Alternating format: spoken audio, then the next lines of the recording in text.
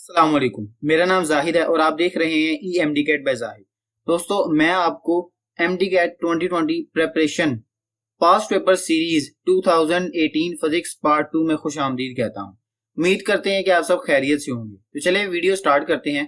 आज की वीडियो का पहला MCQs है, a torch is rated 2.2 volt and 0.25 ampere, calculate the charge passing through the bulb in 1 second and energy transferred by passage of each coulomb of a charge. अच्छा, पहली बात यहाँ पे कि हमने एक तो करंट फाइंड करना है, यानी फाइंड करना है the charge passing through the bulb in 1 second. जब चार्ज ने 1 सेकेंड में फाइंड करना तो असल में रेट ऑफ फ्लो जो चार्ज है वो करंट ही तो है। तो इन अदर वर्ड्स वो करंट की बात कर रहा है और करंट उसने दिया भी हुआ है। तो इसी वजह से ऑप्शंस देखें, अल्फा ऑप्शन तो वैसे निगलेक्ट करें ना, बाकी जो है ना चार्ली ऑप्शन जो बीटा चार्ली और डेल्टा ये सेम है। अब एनर्जी फाइंड करनी है तो एनर्जी का फार्मूला है डेल्टा इज द ऑप्शन आई है। कैसे, यहाँ पे देखें, सोल्यूशन पे चलते हैं तो ये कुछ इस तरह का इंटरफेस देखें। V इज इक्वल टू हमें करंट दिया हुआ है तो टाइम दिया हुआ है। असल में एनर्जी का फार्मूला क्या होता है, हम जानते हैं work done is equal to power is equal to W/T। तो वर्क डन क्या है असल में एनर्जी, तो जब T को दूसरी तरफ पावर के साथ मल्टीप्लाई करेंगे तो ये फार्मूला आएगा। तो मैंने P की जगह IV लिखा हुआ है, तो टोटल फार्मूला बना IVT। तो just put the values and get the answer. ये मैंने शॉर्ट ट्रिक बताई हुई है, अगर किसी दोस्त को ये ना हल करना हो तो मैंने इस तरह की पहली वीडियो भी बनाई हुई है किस तरह हमने करना है। 2.2 के नीचे 10 लिखे, पॉइंट्स खत्म करें और इसको देखें 1/4 हो गया तो 1/20 और 1/20 की वैल्यू होती है 0.05। अब ये कैसे पता 1/20 की वैल्यू होती है, ये मैं पहले एक वीडियो बना चुका हूँ ना, how to calculate physics calculation in 5 second. तो उसके लिंक डिस्क्रिप्शन में आप देख लीजिएगा। Next MCQ is in photo emission from a material. If light of wavelength is replaced by the light of wavelength λ/4, the maximum kinetic energy of the photoelectron। हमने बताना है कि जो वेवलेंथ चेंज की है और चेंज करके 4 टाइम कम कर दिया है, यानी 1/4 कर दिया है, तो क्या फर्क पड़ेगा काइनेटिक एनर्जी के। जी बिल्कुल ठीक आपने कहा, काइनेटिक एनर्जी का जो फर्क पड़ेगा वो है बीटा, increase by an amount equal to 4 times increase हो जाएगी। कैसे, देखिए अगर हम बात करें एनर्जी का तो energy E is equal to HF, और HF जो V जो है इस इक्वेशन के मुताबिक V को हम C लिख देते हैं और F लैम्डा, जस्ट F की वैल्यू पुट करेंगे तो ये इक्वेशन आ जाएगी। यहाँ पे E का लैम्डा के साथ इनवर्स रिलेशन है कुछ इस तरह। तो अब मुझे बताएं कि लैम्डा जब 4 टाइम कम होगी तो एनर्जी 4 टाइम बढ़ जाएगी। तो ये रीजन है कि बीटा ऑप्शन क्यों थी।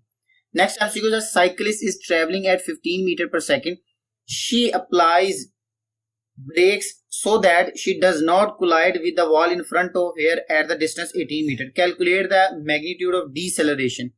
Deceleration फाइंड करना है। असल में deceleration का है लेकिन नेगेटिव साइन नहीं यूज किया, कोई बात नहीं, यहां पे आप सोल्व कर लें। Answer is alpha. कैलकुलेशन की तरफ चलते हैं तो देखिए यहां पे आएगी V आई थी 15 मीटर पर सेकेंड क्योंकि चल रही है, डिस्टेंस था दीवार 18 मीटर पर सेकेंड पे। VF0 क्यों लिखा, क्वेश्चन में लिखा हुआ है। अब मेरी बात सुनिए दोस्तों, जब दीवार के साथ टकराने से बचना है इसका मतलब वो ब्रेक सप्लाई करेगी, ब्रेक सप्लाई करने के बाद रुकेगी, नहीं रुकेगी तो जाहिर बात है दीवार में जाके लगेगी ना, तो उसने रुकने के लिए इसके इस वजह से मैंने VF0 लिखा हुआ है। इसी तरह A फाइंड करना है तो ये third equation of motion, just put the values and get the answer. देखिए हमारे पास अल्फा ऑप्शन आ जाएगी। Next MCQ is in a practical transformer, mutual induction between the primary and secondary coil takes place. In such transformer, what can be deduced about the power? हम दोस्तों हमने बात याद रखनी है, it is an a practical transformer, यही keyword था। जब ये पता चल गया तो इसे आगे पढ़ने की जरूरत भी नहीं थी। प्रैक्टिकल में आउटपुट हमेशा लो होती है, आउटपुट यानी delta is the option. Input power ज्यादा होती है, आउटपुट लो होती है, क्योंकि वो कई रीजंस हो सकती हैं, जैसे कि यहाँ पे देखिए क्यों कम होती है, लॉस होता है, स्टेरिसिस लॉस है, एडी करंट का लॉस है। ये कुछ चार्ट की वजह से कुछ समझाने की कोशिश की गई है, ये तो तफसील टॉपिक है ना, बुक में पढ़ लीजिएगा। एक एक्स्ट्रा इंफॉर्मेशन यहाँ पे बताना चाहूंगा, a real transformer, the word is real transformer has, उसके करंट हमने बताना, करंट सेम होता है, पावर सेम होती है, फ्रीक्वेंसी सेम होती है, या आउटपुट पावर इनपुट से ज्यादा होती है। जी आप इसका आंसर जो है वो खुद बताएं। यहां पे देखें, जी बिल्कुल Charlie is the option. Charlie क्यों, देखिए रियल ट्रांसफार्मर में फ्रीक्वेंसी सेम होती है, डेल्टा नहीं हो सकता, लिखा हुआ आउटपुट और इनपुट से ज्यादा, ये तो वाइस वर्सा हो गया। अगर इनपुट जो है वो आउटपुट से ज्यादा होती है तो डेल्टा गलत। पावर ये आइडियल के केस में होता है, बीटा भी गलत। अब करंट जो है ये सेम नहीं हो सकता क्योंकि वोल्टेज बढ़ते हैं ये कम होते हैं। यहाँ पे देखें चार्ली इज द ऑप्शन। वैसे भी फ्रीक्वेंसी इज द सोर्स, यानी जो हमने एसी करंट दिया है, जैसे पाकिस्तान में 50 हर्ट्ज आता है तो इसी तरह 50 है 60 है जो भी है करंट, उससे उस और जो सोर्स की फ्रीक्वेंसी है वो चेंज नहीं होती। जब सोर्स नहीं चेंज हुआ तो उसकी फ्रीक्वेंसी भी नहीं चेंज हुई, तो इस वजह से चार्ली ऑप्शन है। ये एक्स्ट्रा एमसीक्यू था, मैंने कहा ये भी चले बता दें एमडी कैट में आना जाए। तो नेक्स्ट एमसीक्यूज है a slope of the velocity time graph is not constant at the different points then the body is moving with. ये तो सिंपल है ना, जब कांस्टेंट ही नहीं है बता दिया, जब वेलोसिटी टाइम ग्राफ कांस्टेंट ही नहीं है तो इंक्रीजिंग एक्सेलरेशन कैसे। यहाँ पे ग्राफ तो लंबी चौड़ी बहस पढ़ लीजिएगा। अगर मैं कहूँ ये ग्राफ है, इस पॉइंट पे अगर हम ड्रॉ करें तो कोई ना कोई वैल्यू आएगी एक्सेलरेशन की, अगर इस पॉइंट पे करें तो कोई ना कोई। वैसे भी देखें ग्राफ आहिस्ता आहिस्ता इसका एंगल बढ़ता जा रहा है, तो दिस ग्राफ आहिस्ता आहिस्ता जो इंक्रीज हो रहा है सेम तो नहीं ना है, तो इस वजह से इंक्रीजिंग ग्राफ आएगा। नेक्स्ट है electric potential due to the 2 coulomb charge at the distance of 1 metre is equal to. Simple calculation करनी है और ये कैलकुलेशन करके हमारे पास जो आंसर आया दैट इज डेल्टा। कैसे दोस्तों, यहां पे देखें कैलकुलेशन पे अगर चले तो v था, q की वैल्यू थी और d जिसको r कह रहे हैं, फार्मूला क्या है k q ओवर r, तो k की 9 और 10 9 और ये वैल्यूज पुट की और जस्ट सोल्व किया और इसमें कोई लंबी चौड़ी बहस नहीं है। नेक्स्ट एमसीक्यू है कैलकुलेट द एक्टिविटी। ये एक ट्रिकी क्वेश्चन है।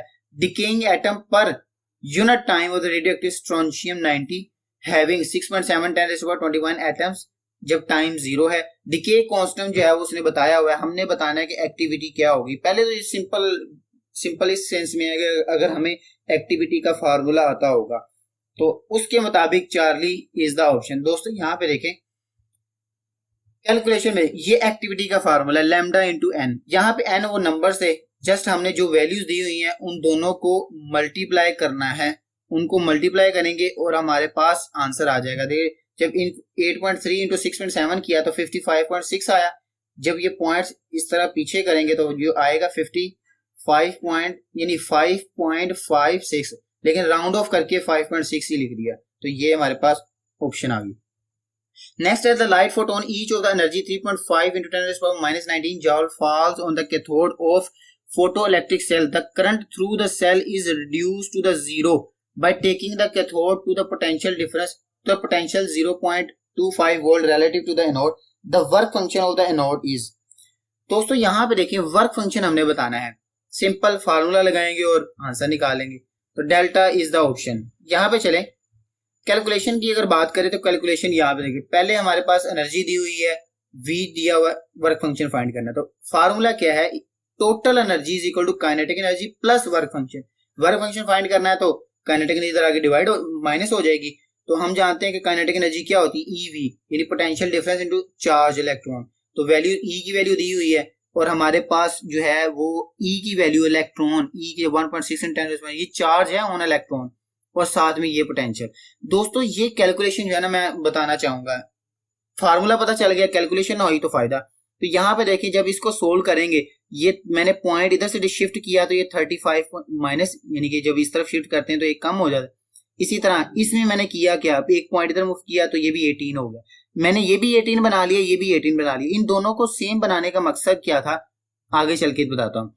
और 0.25 1/4 होता है, क्योंकि जब आप 100 से डिवाइड करेंगे तो 1/4 आंसर आएगा। अब 4 को 6 के साथ कैंसिल करें तो 4 आ गया, तो देखिए ये वैसे के वैसे लिखा और 4 इंटू, अब इन दोनों में से -18 कॉमन आ गया और 35 में 4 तो 31। जब इसको मजीद सोल्व करेंगे एक पॉइंट वापस लेके आएंगे तो 3.1 × 10⁻19 डेल्टा एग्जैक्ट ऑप्शन आएगी। नेक्स्ट एमसीक्यू है diffraction grating has 15 lines per millimetre, the grating element is equal to, answer is alpha. Question पे चले तो कैलकुलेशन पे चले तो यहाँ पे देखिए नंबर ऑफ लाइंस और यूनिट बताया हुआ है 1 मिलीमीटर लेंथ, तो d is equal to L over n 1 millimetre तो 10⁻³ जस्ट हमने वैल्यूज पुट करनी है और आंसर निकालना है, तो ये हमारे पास आंसर आ गया। लेकिन अगर सेंटीमीटर में पूछे तो वो भी मैंने लिख दिया कि किस तरह करना है सेंटीमीटर में, ये भी एमडी कैट में एमसीक्यूज आ सकता था, तो मेरा मकसद तो सिर्फ आपकी हेल्प आउट करना है ना जी। Next, in the case of linear deformation the ratio of tensile stress to tensile strain, तो सिंपल है ना दोस्तों, हम जानते हैं कि यंग मॉडुलस की डेफिनेशन है, टेंसाइल का मतलब लीनियर, तो लीनियर यानी चेंज इन लेंथ और ओरिजिनल लेंथ, यंग मॉडुलस, तो ये यंग मॉडुलस का कुछ लिखा हुआ है, स्ट्रेस और स्ट्रेन पढ़ लीजिएगा।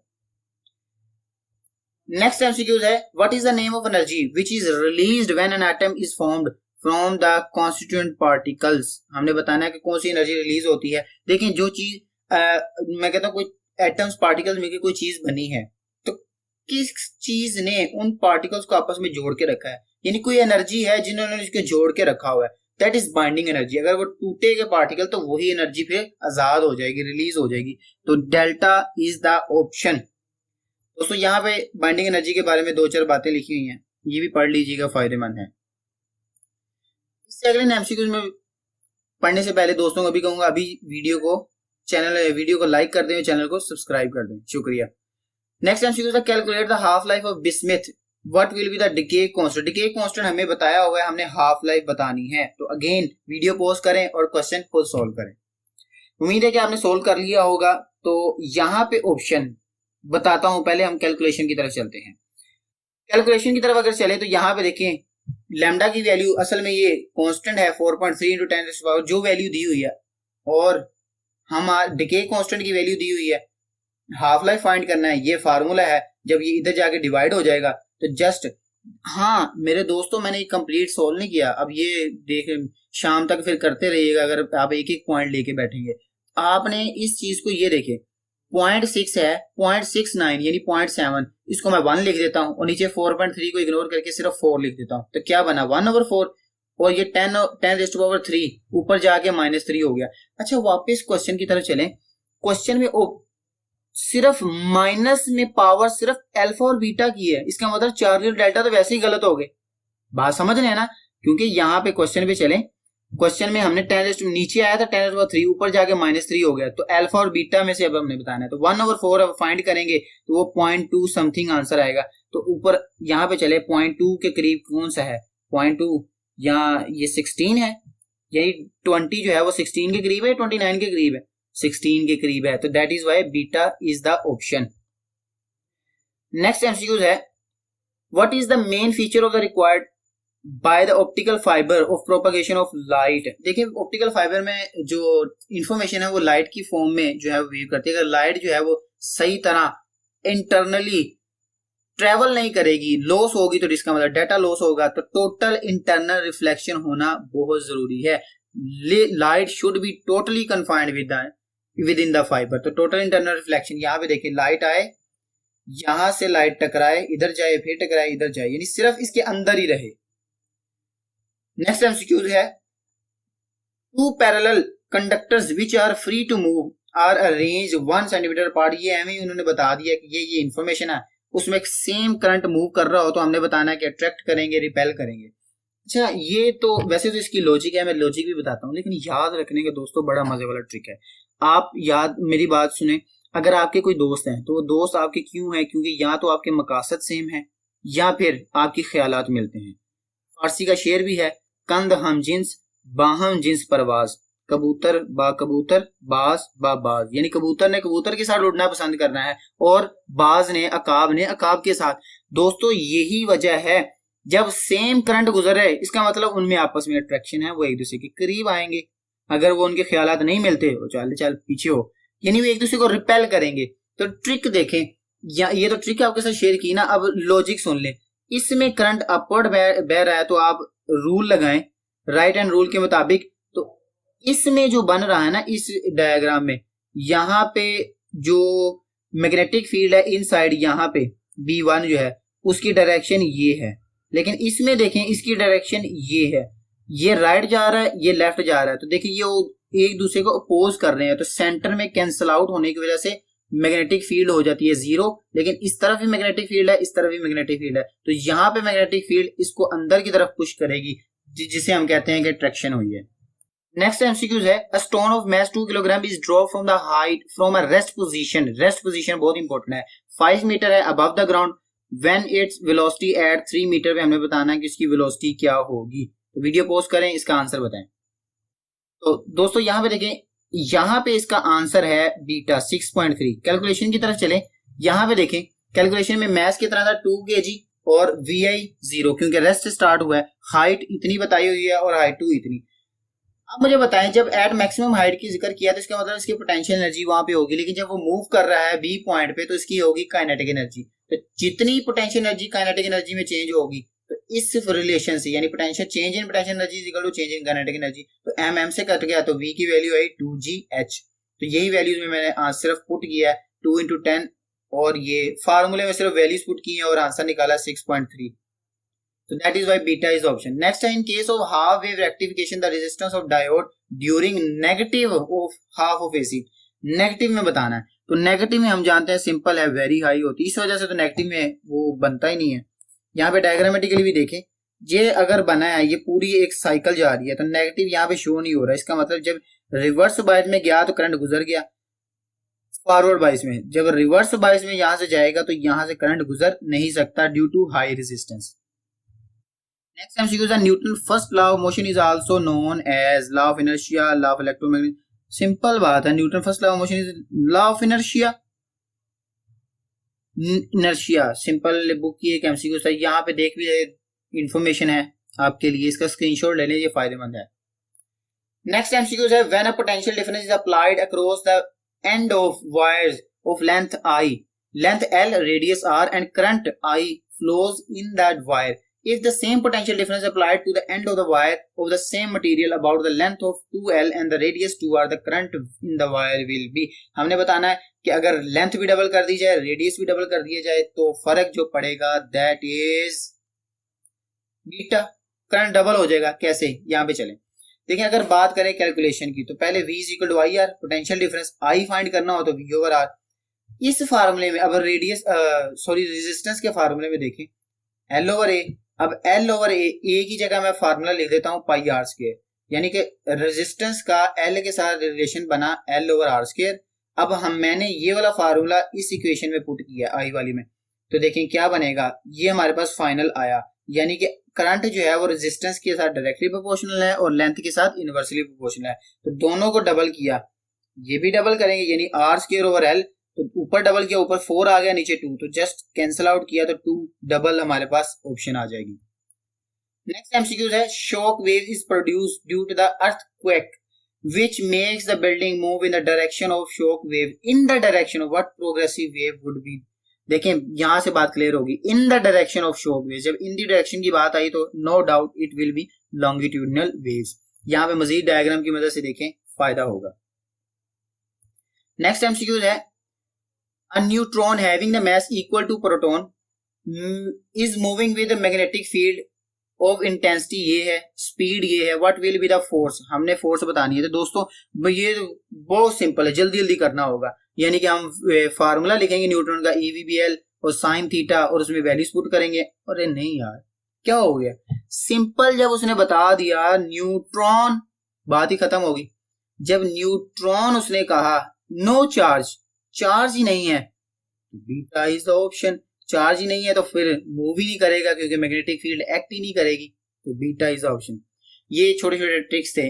SHM the kinetic energy of the body is maximum, हमें बताना है कि काइनेटिक एनर्जी, असल में kinetic energy half mv square, और इन केस ऑफ SHM इसमें x स्क्वायर आता है, यानी कि हम जहां पे वेलोसिटी मैक्सिमम होगी वहां पे काइनेटिक एनर्जी मैक्सिमम होगी। तो हम जानते हैं कि अल्फा ऑप्शन क्यों बनी, क्योंकि at mean position velocity is maximum, that is why. यहाँ पे देख रहे सिंपल हार्मोनिकेशन, यहाँ पे ये ग्राफ है, ये बुक का लिया, जब सेंटर पे जाते हैं यानी इस मीन पोजीशन पे, तो टोटल जो है वो काइनेटिक एनर्जी ज्यादा होती है और पोटेंशियल एनर्जी जीरो होती है। तो ये एक दूसरे के इनवर्स ग्राफ है, और ये जो ऊपर पर्पल कलर की लाइन है दिस शोज टोटल एनर्जी। तो 3 ग्राफ इसमें शो किए हुए हैं, एक पोटेंशियल का, एक काइनेटिक एनर्जी का और एक टोटल एनर्जी का। तो ये बहुत इंपॉर्टेंट एमडीकेट के एमसीक्यूज है कि when the body moves in SHM the graph of total energy, तो वो आएगा parallel to the x axis. Next MCQs है the different magnitudes of physical quantity are measured by the comparing them to available scale. ये तो simple है ना, standard है, हमने ऐसे यूनिट में स्टैंडर्ड बना लिए कि इसके साथ कंपेयर करके हमने जो है वो चीजें नोट करनी है। हाँ एमडीकेट में जो क्वेश्चन इसके अलावा आ सकता है वो कि चॉइस ऑफ स्टैंडर्ड में 2 चीजें इंपॉर्टेंट होती हैं, एक तो एक्सेसिबल होना चाहिए, दूसरा इनवेरिएबल होना चाहिए। एक्सेसिबल का मतलब काबिल रसाई, यानी कि अगर आप एक्सपेरिमेंट करना चाहते हैं मैमल्स पे तो आपको रैट पे करना चाहिए, रैबिट पे करना चाहिए। अगर हाथी पे करना चाहेंगे तो देखिए हाथी पहले नंबर पे एसेसिबल नहीं होंगे, हर इलाके में नहीं पाए जाएंगे, फिर उनका लाइफ स्पैन बहुत ज्यादा होगा। तो इस वजह से इनवेरिएबल का मतलब कि अगर इस जगह पे हमने एक्सपेरिमेंट किया और उसका रिजल्ट आया 25, तो अगर हम अमेरिका में जाके करें या फिर स्विट्जरलैंड में करें, ये गर्म तरीन इलाके में जाकर करें, आंसर 25 ही आए, ज्यादा फर्क ना पड़े। That is called invariable. Next है force experience per unit positive charge at a point in the electric field is the definition of.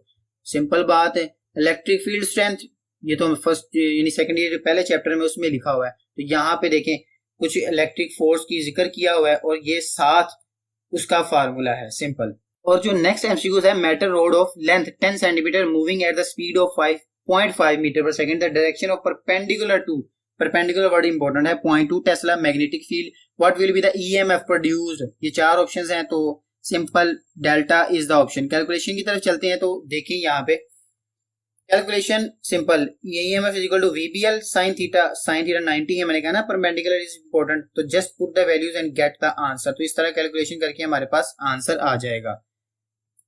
तो दोस्तों इसी के साथ आज की वीडियो खत्म होती है। उम्मीद करते हैं कि वीडियो आपको अच्छी लगी होगी। उम्मीद है कि आप मेरी इस कोशिश को, जो अदनी सी कोशिश है, उसे जरूर अप्रिशिएट करेंगे।